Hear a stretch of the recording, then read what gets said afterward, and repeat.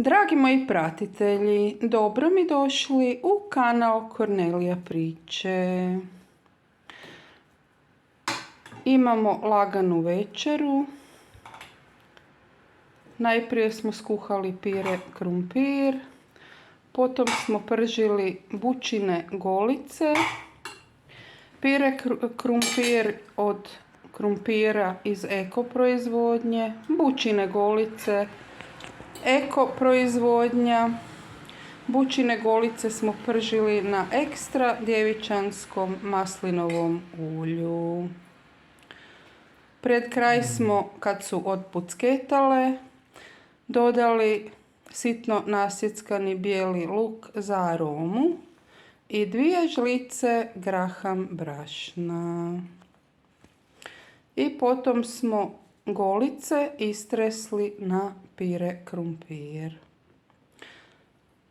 Voćna košarica obavezno, salata, endivija i radić.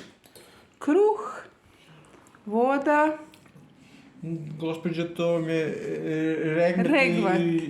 i maslačak. Regvat ili maslačak.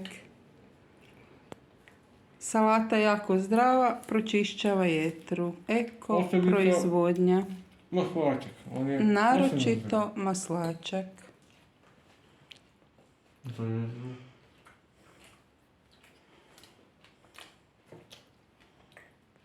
Lagana večera. Bijeli luk antioksidans. Salata za pročišćavanje organizma. Prehrana je jako bitna za naše zdravlje.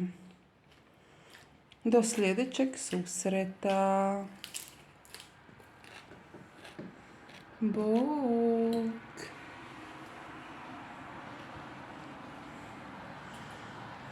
Crvena ružica.